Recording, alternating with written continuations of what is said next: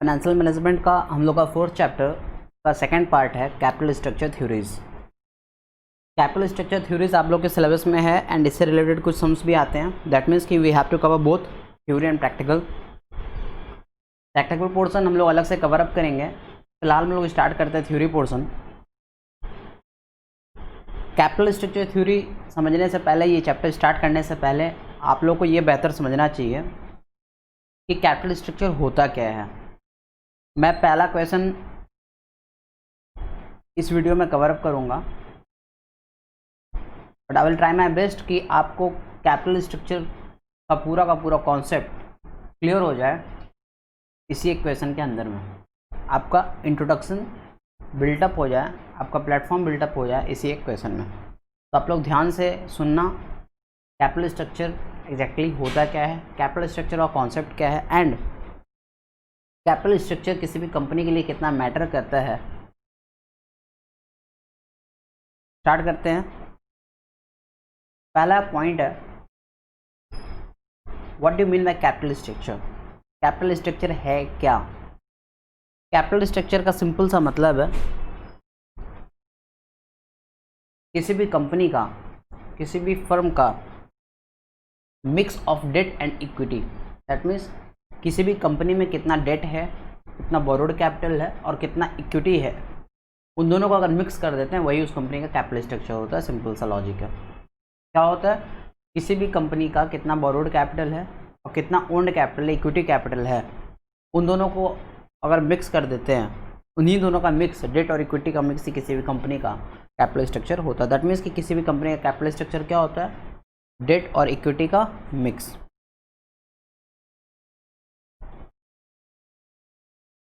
किसी भी कंपनी का कैपिटल स्ट्रक्चर क्या होता है,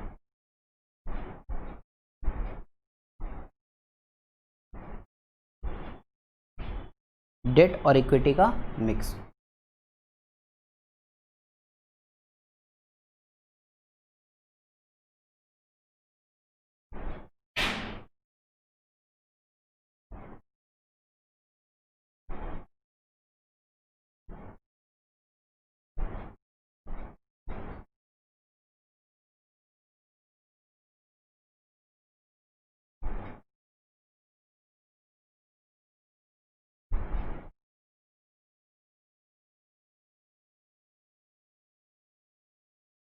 दैट मीन्स कि किसी भी कंपनी का जो कैपिटल स्ट्रक्चर होता है उसका सिंपल सा मतलब होता है कि उस कंपनी का जो डेट है और जो इक्विटी है, उन दोनों को अगर आप मिक्स कर देते हो तो सिंपल सा वही उस कंपनी का कैपिटल स्ट्रक्चर होता है।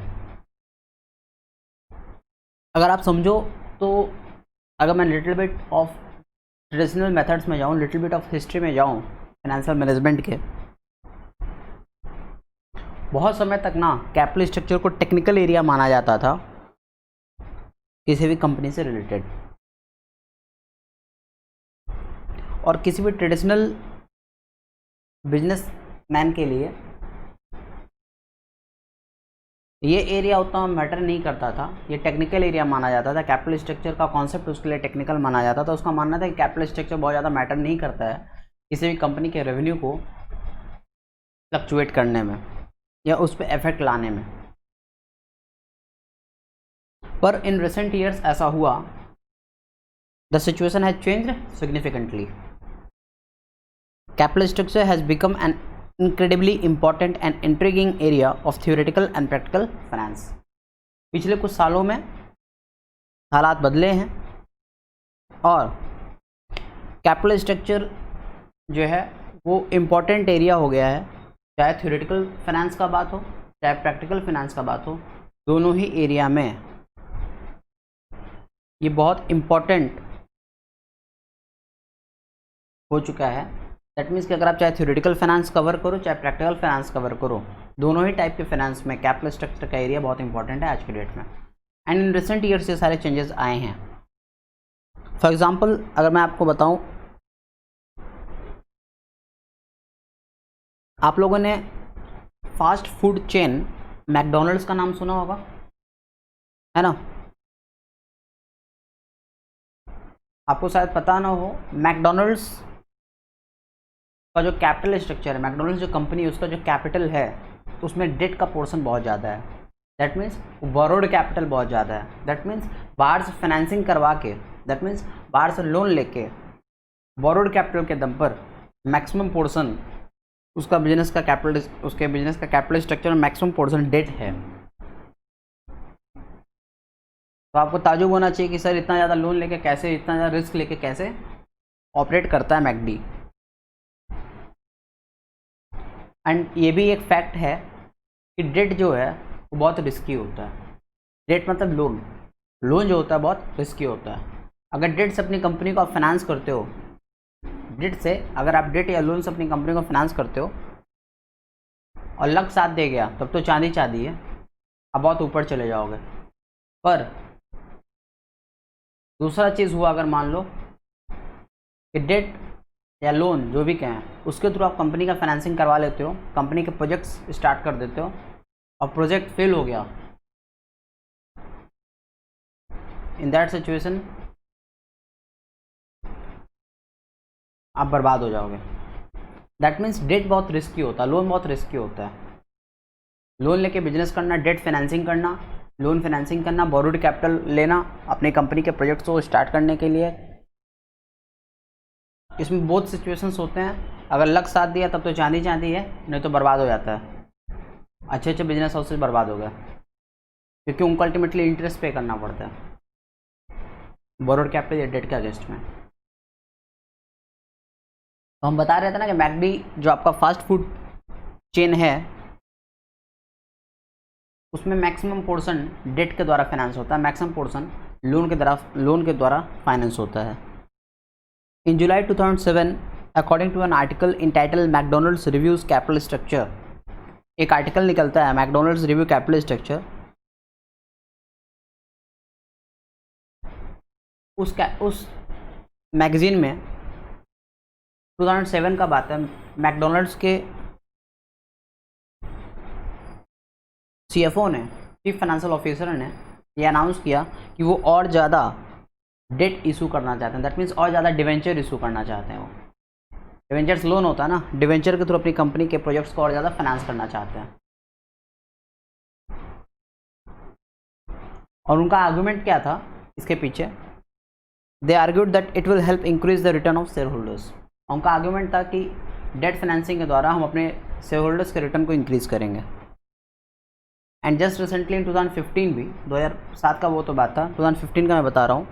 इन 2015 McDonald's again used a similar strategy of debt financing. That means 2015 में अगेन डेट फाइनेंसिंग किया मैकडी ने।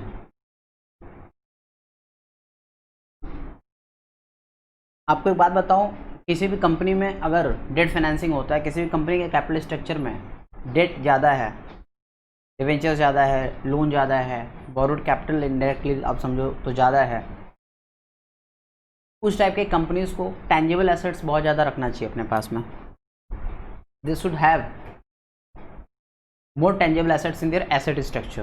किसी भी कंपनी को अगर अधिक डेट फाइनेंसिंग करवाना है, अधिक डेट के थ्रू अपने कंपनी को चलाना है, अधिक डिवेंचर से इशू करना है, बोरोड कैपिटल लेना है, then in their asset structure tangible assets का फ्रैक्शन ज़्यादा होना चाहिए, टेंजिबल एसेट्स का प्रोपोर्शन ज़्यादा होना चाहिए।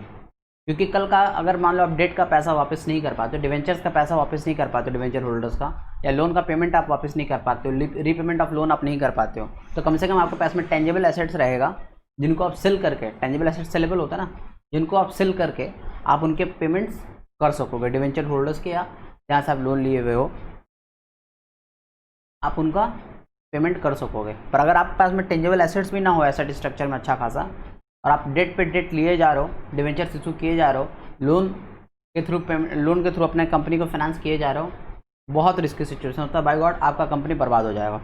दैट्स वाई जो इस तरीके की कंपनीज होती हैं जिनके पास में डेट फाइनेंसिंग ज़्यादा होता है, जो डेट फाइनेंसिंग पे ज़्यादा विश्वास करती हैं, जो डिवेंचर्स ज़्यादा इशू करते हैं, जो लोन ज़्यादा लेती हैं, जो फाइनेंसिंग के थ्रू अपने बिजनेस मॉडल को ऑपरेट करती हैं, उन्हें अपने कंपनी के एसेट स्ट्रक्चर में फ्रैक्शन ऑफ टेंजिबल एसेट्स या यूँ कहें प्रोपोर्शन ऑफ टेंजिबल एसेट्स ज़्यादा रखना चाहिए। Unlike Google and McD, Google and McD में क्या है, their asset structure has a much higher fraction of tangible assets. उनके आप एसेट स्ट्रक्चर को देखोगे, चाहे गूगल हो या मैकडी हो, इन लोगों के पास में एसेट स्ट्रक्चर आप देखोगे ना इनका, तो इनके पास में टेंजिबल एसेट बहुत ज़्यादा होते हैं, विच usually makes debt financing more affordable and meaningful, जिसके कारण डेट फाइनेंसिंग उनके लिए मोर अफोर्डेबल हो जाता है।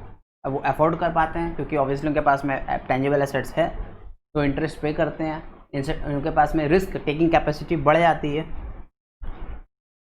And also due to much higher fraction of tangible assets their financing becomes more meaningful.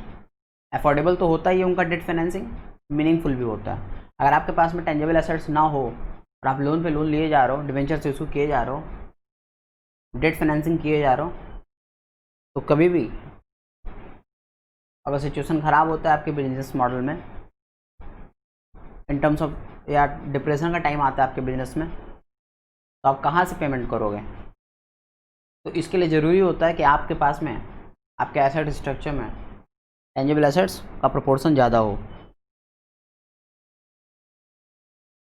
और ये भी बात है, मैकडी जैसी जो कंपनीज़ हैं, they have a limited ability to raise equity capital and therefore debt financing is a logical choice for them. McD जैसी जो कंपनीज, उनके पास में ऑप्शंस भी ज़्यादा नहीं होता है कि वो इक्विटी शेयर्स इशू करके पैसा रेज अप करें। पैसा रेज करने के लिए उनके पास में इक्विटी शेयर्स का वाला रास्ता कम रहता है, इसीलिए वो डेट फाइनेंसिंग की तरफ ज़्यादा जाते हैं। उनके लिए वो मोर लॉजिकल चॉइस होता है debt financing. And this idea is called debt and discipline theory, और इसी को डेट एंड डिसिप्लिन थ्योरी भी कहा जाता है। तो आप लोगों को समझ में आया होगा कि कैपिटल स्ट्रक्चर में डेट कहीं ना कहीं कैसे डिसाइडिंग फैक्टर होता है बहुत बड़ा। लिवरेज चैप्टर में फाइनेंशियल लिवरेज में पढ़ाता हूँ, मैं वहाँ पे यही बताता हूँ, यही सेम चीज़ डिस्कस करता हूँ। सुनने में फाइनेंशियल लिवरेज बड़ा अच्छा लगता है, सुनने में बड़ा अच्छा लगता है कि डेट के थ्रू अपने कंपनी को फाइनेंस कर रहे हो आप, और बहुत रिस्की होता है डेट के थ्रू अपनी कंपनी को फाइनेंस करना। That is very very risky.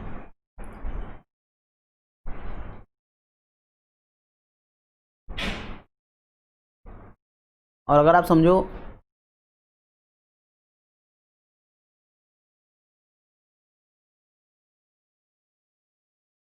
तो आपके माइंड में आना चाहिए कि क्या रीज़न्स है, क्या रीज़न है कि आपके सिलेबस में कैपिटल स्ट्रक्चर थ्योरी डाला गया, या सीए इंटर सीए फाइनल में भी कैपिटल स्ट्रक्चर थ्योरी है। क्या रीज़न है, what are the reasons for capital structure being a hot area in finance? क्या रीज़न है कि कैपिटल स्ट्रक्चर एक हॉट एरिया माना जाता है from practical and theoretical point of view? मैं आपको दो ऑप्शंस बताता हूँ, दो इलस्ट्रेशंस डिस्कस करता हूँ, आपको बेहतर समझ में आएगा। लेट अस सपोज एक प्रोजेक्ट है, ठीक है, उस प्रोजेक्ट का initial capital investment, that means उस प्रोजेक्ट में लगाने के लिए इनिशियल कैपिटल का ज़रूरत मान लो अगर 100, अगर उसमें मान लो कैपिटल जो है, कोई भी एक प्रोजेक्ट है, उस प्रोजेक्ट में आपका इनिशियल कैपिटल जो है वो $10 है आपके थ्रू, एंड इन टोटल 100 आपके पास में ₹10 लगाने के लिए, पर इनिशियल इन्वेस्टमेंट चाहिए ₹100। तो आपके पास में दो ऑप्शन है। मैंने क्या किया, कोई भी एक प्रोजेक्ट है, उस प्रोजेक्ट को स्टार्ट करने के लिए ₹100 की ज़रूरत है, पर आपके पास में ₹10 अवेलेबल है। दैट मीन्स कि आपका ओन फंड, आपका ओन कैपिटल कितना है, ₹10 है, पर लगाने के लिए, प्रोजेक्ट स्टार्ट करने के लिए ₹100 की ज़रूरत है।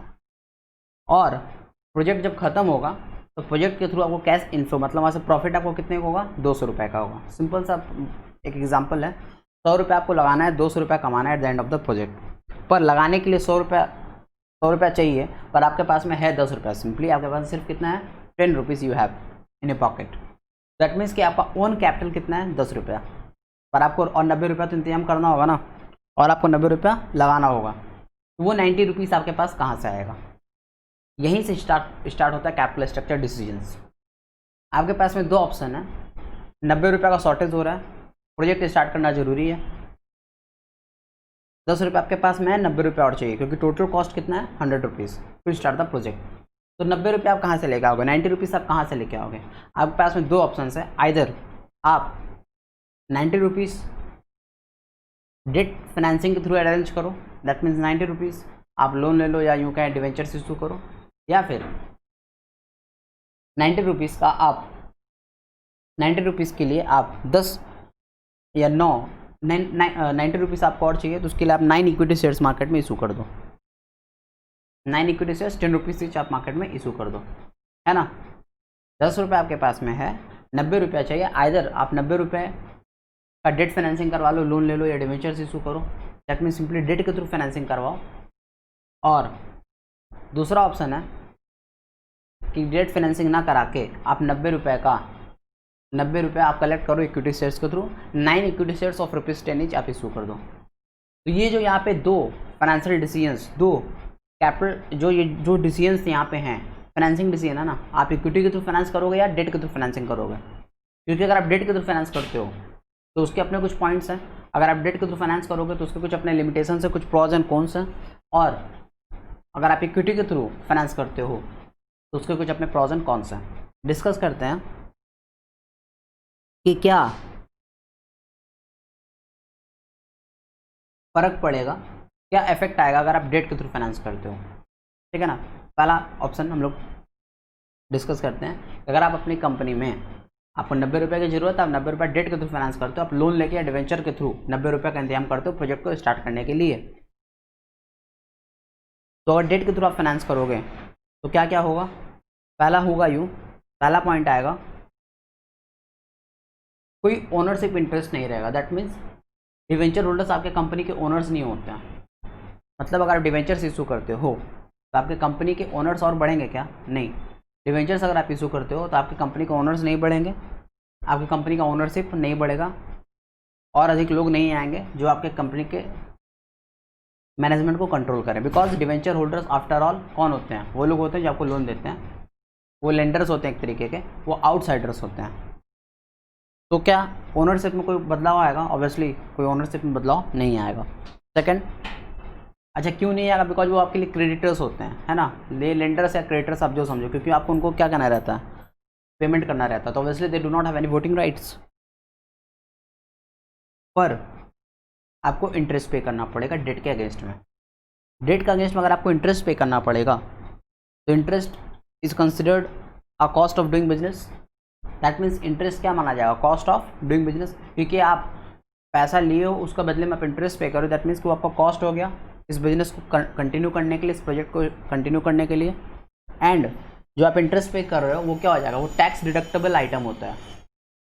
जो आप डिवेंचर्स के अगेंस्ट में इंटरेस्ट पे करते हो या जो आप डेट के अगेंस्ट में इंटरेस्ट पे करते हो वो क्या होता है, tax deductible item. Income tax act में आपको डिडक्शन मिलता है उसके अगेंस्ट में, तो आपको ये एक फ़ायदा है, ठीक है।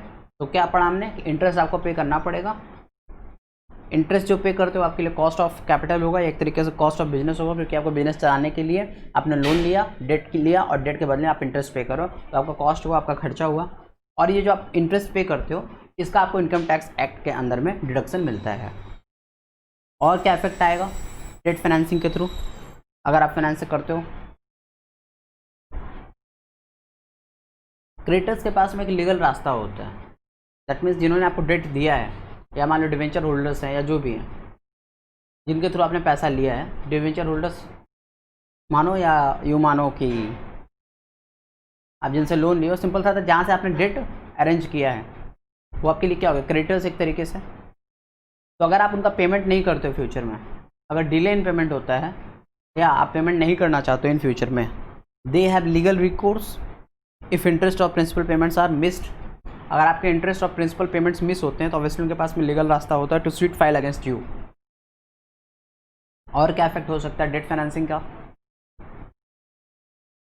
Access debt can lead to financial distress and bankruptcy. अगर आप बहुत ज़्यादा डेट ले लेते हो, बहुत ज़्यादा लोन ले लेते हो, बहुत ज़्यादा डेट के थ्रू फाइनेंसिंग कर देते हो अपनी कंपनी का, then it may lead to financial distress and ultimately bankruptcy in future. ये कुछ इफेक्ट्स हैं अगर आप अपनी कंपनी को डेट के थ्रू फाइनेंस करते हो। तो ये जो मैंने आपको इमेजिन करवाया ये कुछ इफेक्ट्स हैं अगर आप इस प्रोजेक्ट में डेट के थ्रू फाइनेंसिंग करते तो ये सारे बदलाव आएंगे, ये सारे चेंजेस हो सकते हैं, ये सारे इफेक्ट्स रहेंगे अगर आप डेट के थ्रू फाइनेंसिंग करते हो। आया समझ में? अब हम लोग सेकंड ऑप्शन से स्टार्ट करते हैं। सेकंड ऑप्शन मैंने क्या क्या, इक्विटी। इक्विटी के थ्रू अगर आप अपनी कंपनी को फाइनेंस करते हो, इक्विटी के थ्रू अपने प्रोजेक्ट को फाइनेंस करते हो, इक्विटी के थ्रू आप इस प्रोजेक्ट को स्टार्ट करते हो, तो क्या क्या बदलाव आएंगे, क्या क्या इफेक्ट्स होंगे उसके। पहला, ओनरशिप इंटरेस्ट होगा, बिकॉज अगर आप इक्विटी इशू करोगे, इक्विटी शेयर्स इशू करोगे, लोग उसको सब्सक्राइब करेंगे, वो आपके नए शेयर होल्डर्स बन जाएंगे, और जो नए शेयर होल्डर्स बनेंगे 9 या 10 जो भी आप बोलो, जो आपके 9-10 नए शेयर होल्डर्स बनेंगे आपकी कंपनी के, वो आपकी कंपनी में शेयर होल्डर्स हो जाएंगे, और वो आपकी कंपनी में उनका ओनरशिप हो जाएगा ऑब्वियसली, बिकॉज शेयर होल्डर्स क्या होते हैं, आपकी कंपनी के ओनर्स होते हैं, and they do have a say in the management of the company, they have control over the management of the company, है ना। शेयर होल्डर्स का तो कंपनी के मैनेजमेंट में हाथ होता है ना, हस्तक्षेप होता है ना। तो पहले से कुछ शेयर होल्डर्स थे, आपने 9-10 इक्विटी शेयर्स और इशू करके पैसा अरेंज तो कर दिया, पर अल्टीमेटली इक्विटी शेयर होल्डर्स बढ़ जाएंगे ना, और इक्विटी शेयर होल्डर्स बढ़ जाएंगे तो ऑब्वियसली क्या होगा, ओनरशिप का रेशियो बदल जाएगा। अब अधिक लोग कंट्रोल करने वाले हो जाएंगे, अधिक ओनर्स हो जाएंगे आपकी कंपनी में। सेकंड, क्या हो सकता है इफेक्ट, ऑब्वियसली जो नए स्टॉक नए जो आपके शेयर होल्डर्स बनेंगे, they will vote for the board of directors and other issues. That means कि कोई भी कंपनी में डिसीजन लेना होगा, कोई भी रेजोल्यूशन पास करना होगा, तो ये जो नए शेयर होल्डर्स बने हैं इनका भी हस्तक्षेप होगा आपकी कंपनी के डिसीजंस में।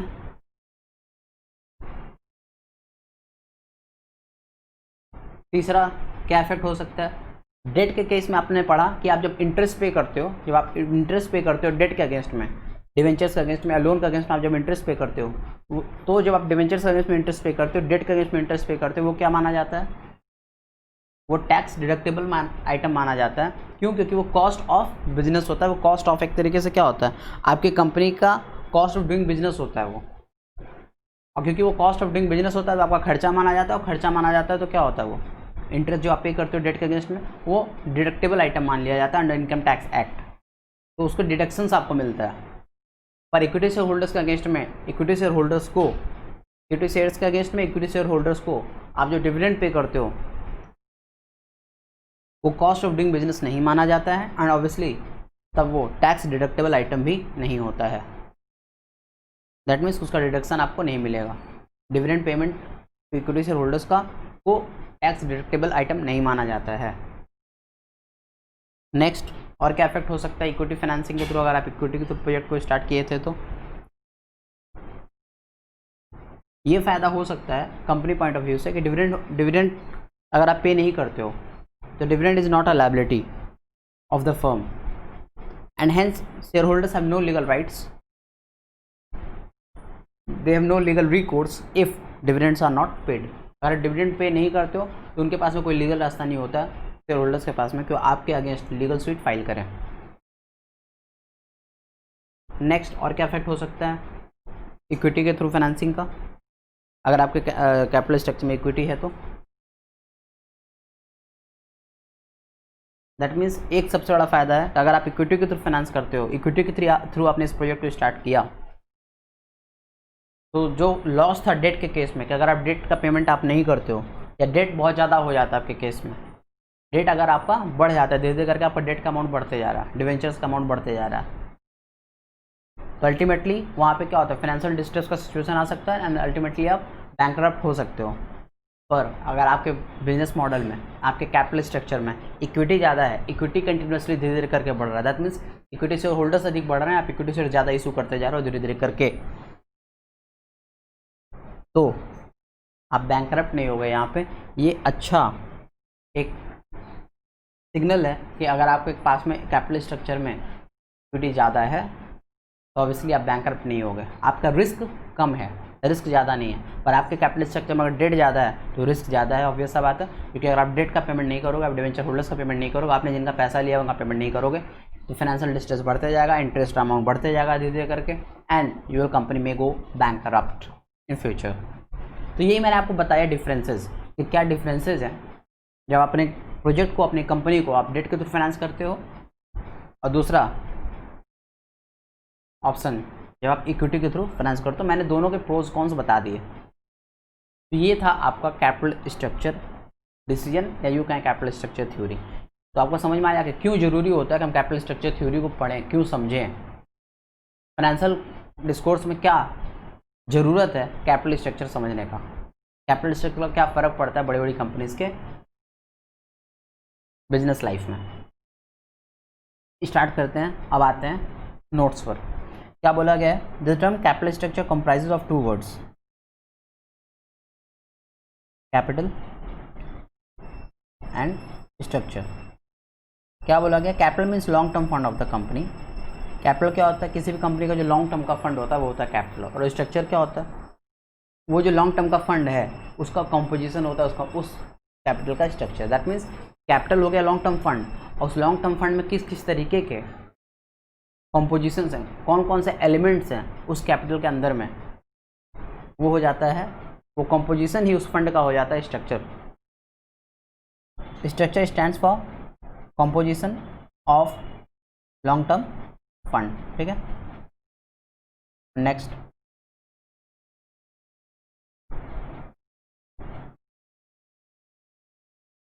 पूछा गया बोरोड कैपिटल सही रहेगा या ओन्ड कैपिटल सही रहेगा। ये कुछ क्वेश्चंस हैं, ऑब्वियसली ये आपके फाइनेंशियल क्वेश्चंस हैं, फाइनेंशियल डिसीजंस हैं कि ओन्ड कैपिटल सही रहेगा या बोरोड कैपिटल सही रहेगा।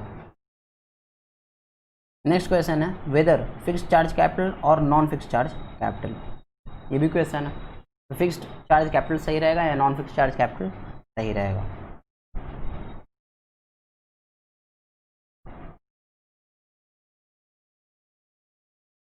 टोटल कैपिटल को हम लोग अगर बांटते हैं, क्लासीफाई करते हैं, तो ऑब्वियस बात आपका टोटल कैपिटल जो है वो 2 पोर्शंस में डिवाइड हो सकता है, जो मैंने आपको एकदम स्टार्टिंग में बताया था कि capital structure is simply a mix of debt and equity.